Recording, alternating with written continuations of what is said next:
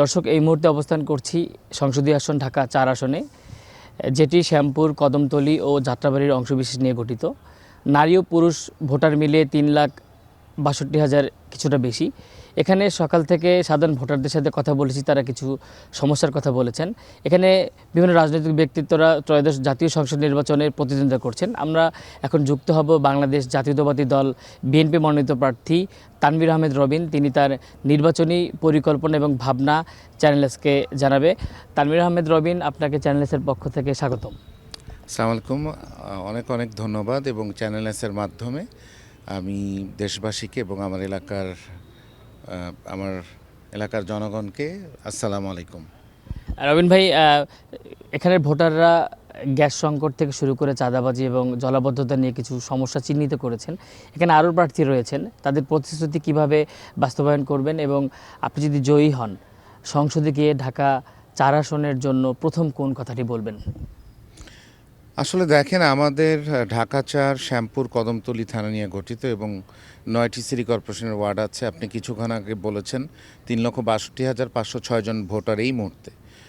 অনেক ঘনবসতি এলাকা, কমপক্ষে ১০ লক্ষ মানুষ বসবাস করে। ঢাকার ১৫টি আসনের মধ্যে আমার ঢাকা ৪ সবচেয়ে অবহেলিত আসন। এখানের আমাদের জনগণ একেবারেই সুবিধাবঞ্চিত। সো আপনি যখন বলছেন যে সংসদে গিয়ে একটি কথা কোনটি প্রথম বলবো, আসলে একটি কথা বলা যাবে না, কারণ আমার এলাকায় সকলেই সব দিক দিয়ে সমস্যা। আমার এখানে অনেকগুলি বড় সমস্যা, তার মধ্যে জলবদ্ধতা একটি অনেক বড় সমস্যা। এই সমস্যাটি আসলে যুগের পর যুগ হয়ে যাচ্ছে, কিন্তু আমাদের এলাকাবাসী এটা থেকে কোনো পরিত্রাণ পাচ্ছে না। আরেকটি বিষয় হচ্ছে যে আপনি জানেন যে এই শ্যামপুর কদমতলী অনেকগুলি শিল্পাঞ্চল নিয়ে গঠিত। এখানে রাজুকের অনেক ইন্ডাস্ট্রিয়াল প্লট আছে, যেখানে অনেক বিভিন্ন রকমের ইন্ডাস্ট্রিজ আছে এখানে, এবং মোটামুটি শ্রমজীবী মানুষরা এখানে বেশি বসবাস করে। তো সেই ক্ষেত্রে মধ্যবিত্ত নিম্নবিত্ত মানুষের জন্য এখানে কোনো স্বাস্থ্যসেবা কেন্দ্র নেই এখানে, অথবা কোনো সরকারি হাসপাতাল নেই। আরেকটি বিষয় হচ্ছে যে আমাদের এলাকার যে আমাদের তরুণ মেধাবীরা আছে, আজকে জীবনের তাগিদে আমাদের অনেক রিটায়ারমেন্টে যাওয়া বয়োজ্যেষ্ঠরা, তারাও আবার চাকরিতে ফিরতে চাচ্ছেন। এছাড়াও আমরা দেখতে পাচ্ছি যে এলাকায় অনেক নারীরাও চাকরিতে যেতে চাচ্ছেন জীবনের তাগিদে, পারিবারিক সামাজিক কারণে। সো সেই ক্ষেত্রে দেখা যায় যে তথ্য প্রযুক্তির এই যুগে তারা স্বনির্ভর হতে হলে তাদের প্রশিক্ষণ প্রয়োজন। সেখানে অন্যান্য এলাকায় আপনি স্থায়ী প্রশিক্ষণ কেন্দ্র দেখতে পাবেন সরকারিভাবে, অথবা অন্যান্যভাবে স্থায়ী প্রশিক্ষণ কেন্দ্র দেখতে পাবেন, কিন্তু আমাদের এলাকায় কোনো প্রশিক্ষণ কেন্দ্র নেই। তাছাড়া আমাদের এখানে কোনো পাঠাগার নেই আমাদের সন্তানদের জন্য, যে স্কুল থেকে বেরিয়ে এসে বাকি সময়টা রাস্তাঘাটে পার করতে হয়। আমাদের এখানে কোনো বিনোদনের জায়গা নেই, কোনো পাবলিক পার্ক নেই, আমার এলাকায় কোনো খেলার মাঠ নেই, আমার এলাকায় কোনো কমিউনিটি সেন্টার নেই। রাস্তাঘাটের একেবারেই বেহাল দশা। যদিও সিটি কর্পোরেশনের অন্তর্গত কিছুটা মেইন রোড ঠিক থাকলেও যে কানেক্টিং রোডগুলি আছে অলিতে গলিতে, সেগুলো এখনও পাকা হয়নি। তাছাড়া প্রায় ৮০% উপরের রাস্তাঘাটে আপনি কোনো ড্রেন দেখতে পাবেন না। অনেক জায়গায় ল্যাম্পপোস্ট আছে, লাইট নেই। অনেক জায়গায় একেবারে ল্যাম্পপোস্ট কোনোটাই নেই, কিন্তু মানুষ তো প্রতিনিয়ত হোল্ডিং ট্যাক্স দিয়ে যাচ্ছে। কিন্তু সিটি কর্পোরেশনের যে ন্যূনতম নাগরিক সুবিধা পাওয়ার কথা এলাকার মানুষের, আমার এলাকার জনগণ সেটা থেকে একেবারেই বঞ্চিত আছে। সো সংসদে গিয়ে আসলে আমি যেটা বলতে চাচ্ছি, সংসদে গিয়ে আমি একসাথে অনেকগুলি সমস্যার কথাই তুলে ধরতে হবে। আমি মনে করি যে শুধু একটি সমস্যাকে বড় করে দেখলে অন্য সমস্যাগুলি পিছনে পড়ে যেতে পারে। তো সেই ক্ষেত্রে আমি আমার এলাকার অনেকগুলি সমস্যার মধ্যে এই সমস্যাগুলি অনেক বড় সমস্যা।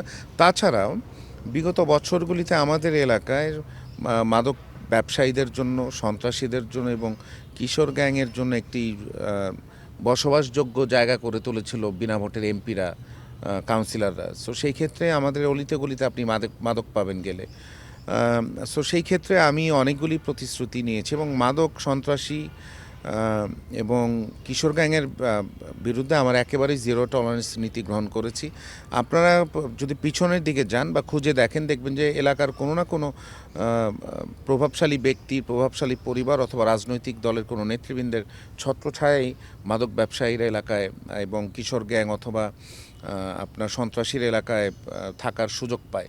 সেই ক্ষেত্রে আমি যেটা আমার এলাকার জনগণের কাছে তুলে ধরেছি যে আমরা এই মানুষগুলিকেও চিহ্নিত করব যে এলাকার কোনো রাজনৈতিক নেতৃবৃন্দ আমার দলের যদি কেউ হয় সেখানে কঠোর ব্যবস্থা গ্রহণ করা হবে, তাদেরকে আইনের আওতায় নিয়ে আসা হবে এবং পরবর্তী সময়ে আপনি প্রশাসনের মাধ্যমে আমাদের এলাকার মাদকমুক্ত এবং সন্ত্রাসী মুক্ত করার প্রচেষ্টা আমার থাকবে। রবিন ভাই, জয়ের ব্যাপারে কতটুকু আশাবাদী, কি দেখছেন? আসলে ভবিষ্যৎবাণী তো একমাত্র আল্লাহ পাক দিতে পারে। আমি এলাকার সন্তান, আমি এখানে জন্মেছি, আমার পূর্বপুরুষরাও এলাকার, আমার বাবা এলাকায় দীর্ঘদিন এলাকার মানুষের ভোটেই বারবার সংসদ সদস্য নির্বাচিত হয়েছেন। 1991 সালে যখন দেশনেত্রী মরহুমা বেগম খালেদা জিয়া প্রথম নারী প্রধানমন্ত্রী নির্বাচিত হন, আমার বাবা জনাব সালাউদ্দিন আহমেদ বৃহত্তর ড্যামরা তথা ঢাকা 4 থেকে নির্বাচিত হয়েছিলেন এবং তৎকালীন সময় আমাদের এলাকাটা একেবারেই গ্রাম অঞ্চল ছিল। এই গ্রাম থেকে যে আজকে শহরে রূপান্তরিত হয়েছে এটার সূচনা কিন্তু দেশনেত্রী বেগম খালেদা জিয়ার আশীর্বাদে আমার বাবা জনাব সালাউদ্দিন আহমেদ শুরু করেছিলেন এবং এই এলাকার যত রাস্তাঘাট, আপনার বিশেষ করে শিক্ষা প্রতিষ্ঠান, ব্রিজ কালভার্ট, এগুলি আপনারা যদি এলাকায় গিয়ে মুরব্বীদের সাথে কথা বলেন তারা এক বাক্যে বলবে যে বিএনপির আমলে আমার বাবার হাতে এই কাজগুলি হয়েছে। সেই ক্ষেত্রে আমি বিগত 18 বছর যাবত এলাকার মানুষের সাথে আমার সম্পর্ক অনেক গভীর হয়েছে। এই জনপদ থেকে আমি বারবার গ্রেফতার হয়েছি আন্দোলন সংগ্রাম করতে গিয়ে এবং এলাকার মানুষের ভালোবাসায়, তাদের সহযোগিতায়, তাদের অনুপ্রেরণায় আবার কিন্তু আমি মুক্তি পেয়ে ঠিক তাদের মাঝে এখানে এলাকায় ফিরে এসেছি, অন্যথায় কোথাও যাইনি। সো সেই ক্ষেত্রে আমি মনে করি এলাকার মানুষ আমার পাশে আছেন। এলাকার মানুষ আমাকে অনেকে আছেন আমার এলাকার মুরব্বীরা, আমার জন্ম থেকে আমাকে চিনেন, তারা আমার শৈশব কৈশোর এখানেই কাটিয়েছি আমি। এই এলাকার মানুষের যত জনদুর্ভোগ সেটা আমিও একটি অংশ, আমিও সেই জনদুর্ভোগে পড়ি, আমার পরিবার ওই জনদুর্ভোগ দিয়ে যাচ্ছে। সো আমি এলাকার মানুষের অসুবিধাগুলি বুঝি। আমি মনে করি যে যেহেতু আমি এলাকার সন্তান, আমি এলাকার মানুষের পাশে ছিলাম, এলাকার মানুষ এই বিগত 18 বছর যাবত আমার পাশে ছিল, আমি মনে করি যে এলাকার মানুষ নির্বাচনে আমার পাশে থাকবে। দর্শক, তানভীর আহমেদ রবিন, যিনি বিএনপির মনোনীত প্রার্থী, তিনি জানিয়েছেন অনেকগুলো সমস্যা তার এই আসনটিতে রয়েছে, সেই সমস্যাগুলো সমাধান করবেন ঐক্যবদ্ধ হয়ে একসাথে।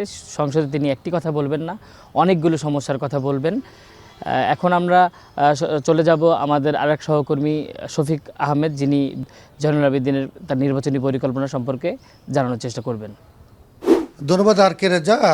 আমরা এখন কথা বলবো যে ঢাকা 4 আসনের জামাতে ইসলামের মনোনীত প্রার্থী সৈয়দ জয়নাল আবেদিন, যিনি দাঁড়িপাল্লা মার্কা থেকে দাঁড়িয়েছেন। আমরা শুনবো ওনার কাছ থেকে ওনার নির্বাচনের প্রস্তুতি, নির্বাচনী ভাবনা। আসসালামু আলাইকুম রহমতুল্লাহ। আমি সৈয়দ জয়নুল আবেদিন, বাংলাদেশ জামাত ইসলামী কর্তৃক মনোনীত ঢাকা 4 সংসদীয় আসনের এমপি প্রার্থী। আমি 1991 সাল থেকে ঢাকা 4 এলাকায়, অর্থাৎ ছাত্র জীবন থেকেই আমি অবস্থান করছি। ওই এলাকার মানুষের সাথে আমার দীর্ঘদিনের সম্পর্ক, তাদের উঠা বসা। আমি ওই এলাকায় সামাজিক কাজের সাথে দীর্ঘদিন পর্যন্ত জড়িত এবং পরিবর্তিত যে বাংলাদেশ 2024-এর এরপরে এর মাধ্যমে জনগণের যে আকাঙ্ক্ষা সৃষ্টি হয়েছে, তারা সৎ যোগ্য নেতৃত্ব চায় দুর্নীতি, সন্ত্রাস, চাঁদাবাজির বিপরীতে। সেক্ষেত্রে বাংলাদেশ জামাত ইসলামীকেই সর্বস্তরের জনগণ বেছে নিয়েছে। আমি ব্যক্তিগতভাবে গণসংযোগ করেছি, গোটা এলাকায় আমি ঘুরেছি, তাদের মতামত নিয়েছি, পরামর্শ নিয়েছি। তাদের মতামত এবং পরামর্শের আলোকে আমরা আবার পরিকল্পনা নিয়েছি। তারা এক বাক্যে সকলের মানে প্রত্যাশা হলো যে বাংলাদেশের বিগত 54 বছরে যাদেরকে দেখেছে তাদের পরিবর্তে একদল সৎ, যোগ্য, দক্ষ নেতৃত্ব তারা দেখতে চায়। অর্থাৎ বিগত 54 বছর পর্যন্ত বাংলাদেশের যে সন্ত্রাস, চাঁদাবাজি, দুর্নীতি, এরপরে আপনার মাদক, এভাবে অন্যায় অপরাধগুলো একেবারে রুট লেভেল পর্যন্ত ছেয়ে গেছে। কাজেই তারা চাচ্ছে যে এর পরিবর্তন, সেই পরিবর্তনের ক্ষেত্রে সৎ এবং যোগ্য নেতৃত্ব, সৎ এবং যোগ্য নেতৃত্বের ক্ষেত্রে তারা বাংলাদেশ জামাত ইসলামীকেই চাচ্ছে। আমি ওই এলাকাতে যেহেতু 1989 সাল থেকে বসবাস করি এবং ওই এলাকার বিভিন্ন জায়গায় আমি বসবাস করেছি, অনেক সামাজিক প্রতিষ্ঠানের সাথে জড়িত থাকার কারণে এই সামাজিক প্রতিষ্ঠান কায়েম করার জন্যই আমাকে বিভিন্ন জায়গায় বসবাস করতে হয়েছে। এখন স্থায়ীভাবে আমি 54 নম্বর ওয়ার্ড জুরাইনের খন্দকার রোডে কেয়ারি নগরে আমার স্থায়ী বাসিন্দা। ওই এলাকার অলিতে গলিতে বাসা বাড়িতে আমার যাতায়াত, যার কারণে ওই এলাকার সমস্যা সম্পর্কে আমি আগে থেকেই অবহিত। পাশাপাশি সর্বস্তরের জনগণ, মা বোনদের সাথে, শ্রমিকদের সাথে, যুবকদের সাথে আমি মতবিনিময় করেছি, বিশিষ্ট ব্যক্তিজনদের সাথে করেছি। তারা যে বিষয়গুলো তুলে ধরেছেন তার ভিতরে যদি আমি সর্বাগ্রে বলি, এখন বর্তমানের কথা বলতে হবে গ্যাসের সমস্যাটা অত্যন্ত প্রকট। এরপরে রাস্তা ভাঙ্গাচুরা, এই রাস্তার সংস্কারের ব্যাপারে তারা বলছেন জলাবদ্ধতার ব্যাপারে। এরপরে মাদকের ব্যাপক সয়লাভ, এরপরে চাঁদাবাজি আছে, সন্ত্রাসী, দুর্নীতি, দখল, অর্থাৎ মানে নানাবিধ সমস্যা নিয়ে তারা ওই সমাজে চলছে। যেহেতু জলাবদ্ধতা আছে, এই কারণে মশার উপদ্রব বেশি। এভাবে নানা সমস্যা কথা বলেছে।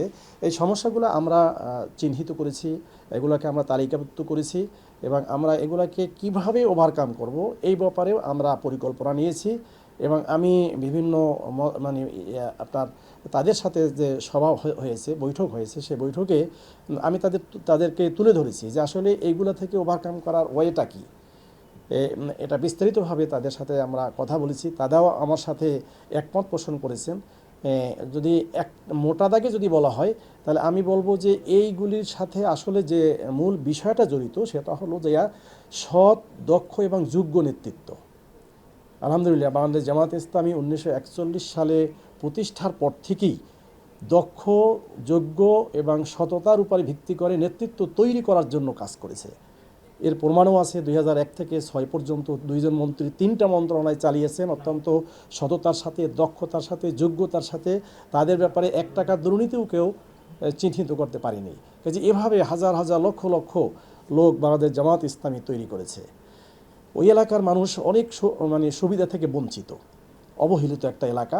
এর ভিতরে যদি উল্লেখযোগ্য কিছু বলি, যেমন ঢাকা 4-এর ভিতরে 9টা প্রশাসনিক ওয়ার্ড, একটা ওয়ার্ডেও আপনার কি বলে কমিউনিটি সেন্টার নেই।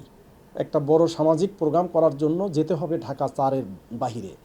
এরপরে এই 9টা প্রশাসনিক ওয়ার্ডের ভিতরে কোনো একটা খেলার মাঠ নেই। এরপরে আপনার ওই এলাকার আপনারা জানেন যে একটা শিল্পনগরী, বড় একটা শিল্পনগরী আছে। এছাড়াও ছোট ছোট শিল্প কারখানা অনেক গড়ে উঠেছে এবং কম আয়ের লোক, পিছিয়ে পড়া, বঞ্চিত মানুষ ওই এলাকায় বেশি বসবাস করে। তাদের জন্য যে চিকিৎসা ব্যবস্থার জন্য সরকারি হাসপাতাল নেই, অন্যদিকে বেসরকারিও উন্নত মানের কোনো হাসপাতাল, যে হাসপাতালের কম মূল্যে, বিনামূল্যে যারা কম আয়ের লোক এরা চিকিৎসা করবে সেই ব্যবস্থাও নেই, কোনো একটা হাসপাতাল নেই। কাজে এই সামগ্রিক বিষয়গুলোকে আমরা সামনে নিয়ে এসেছি। আমি ইতিমধ্যেও বিভিন্ন এলাকায় সফর করে চিহ্নিত করার চেষ্টা করেছি যে এই হাসপাতাল করার মতো জায়গা কোথায় আছে, কিভাবে আমরা কমিউনিটি সেন্টার করতে পারি, এরপরে আপনার খেলার মাঠ কোথায় করা যাবে। এই জায়গাগুলো আমরা সেগ্রিগেট করার জন্য চেষ্টা করছি। আমি আশা করি যদি আল্লাহ সুবহানাহু ওয়া তাআলা কবুল করেন এবং ঢাকা 4 অঞ্চলের ভোটার এবং সর্বস্তরের জনগণ যদি আমাকে দোয়া করে মতামত দেয়, তাহলে যে সমস্যাগুলো এখন আছে সেই সমস্যাগুলো সততার সাথে, দক্ষতার সাথে আমরা সেটা সমাধান করতে পারবো। সুনির্দিষ্ট পরিকল্পনা নিয়েছি।